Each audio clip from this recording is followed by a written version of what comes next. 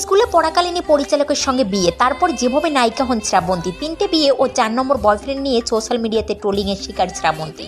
Bangla film ইন্ডাস্ট্রির সবচেয়ে চর্চিত অভিনেত্রী হলেন শ্রাবন্তী চট্টোপাধ্যায়। তার পেশাগত দিকের চেয়ে বেশি ব্যক্তিগত দিক নিয়েই অভিনেত্রী আলোচিত হয়ে থাকেন। তার ব্যক্তিগত জীবন নানান চড়াই উতরাইয়ের ভরপুর। 1997 সালে প্রসেনজিৎ ও ঋতুপর্ণার মায়ার বাঁধন ছবিতে প্রসেনজিতের মেয়ের ভূমিকায় অভিনয় করে শিশুশিল্পী হিসেবে টলিউডে পা রাখেন অভিনেত্রী শ্রাবন্তী চট্টোপাধ্যায়। নায়িকা হিসেবে 2003 সালে তিনি ইন্ডাস্ট্রিতে নিজের পরিচয় গড়ে তোলেন। জিতের চ্যাম্পিয়ন ছবিতে প্রথমবার নায়িকা হিসেবে অভিনয়ের সুযোগ পান তিনি। 2003 সালে মাত্র 16 বছর বয়সে পরিচালক রাজীব কুমার বিশ্বাসকে বিয়ে করেন। পরিবারের অমতে গিয়েই বিয়ে করেন অভিনেত্রী। বিয়ের পরে অভিনয় জগৎ থেকে কিছুটা দূরে সরে গিয়েছিলেন তিনি। তারপর 1 বছরের মাথায় তার কোল জুড়ে আসে ঝিনুক, কিন্তু এরপরই রাজীব বিশ্বাসের সঙ্গে দাম্পত্যে ফাটল ধরতে শুরু করে।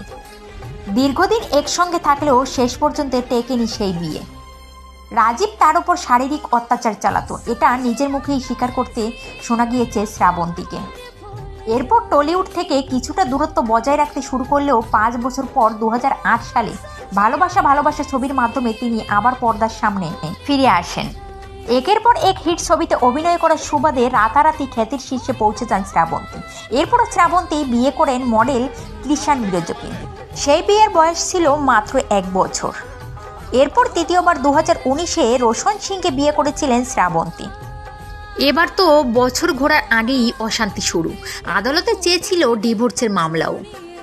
তৃতীয় স্বামী রোশনের সঙ্গে বিচ্ছেদের পর অভিরূপ নাগ চৌধুরীর সঙ্গে তার সম্পর্ক নিয়ে ফের গুঞ্জন শুরু হয়।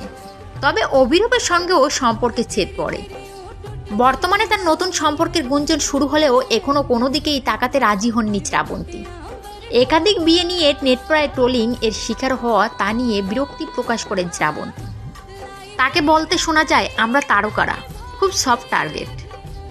যেহেতু আমরা পাবলিক ফিগার, আমাদেরকে টানা হয় সব কিছুতেই। একাধিক বিয়ে তাদের ব্যক্তিগত ইচ্ছে, তারা সেটা বুঝে নেবে। এখানে এত বক্তব্যর জায়গা নেই। আমি মনে করি যার যেটা ইচ্ছে সে সেখানেই ভালো থাকুক, তাই হোক, কারণ ভালো থাকাটাই সবচেয়ে গুরুত্বপূর্ণ।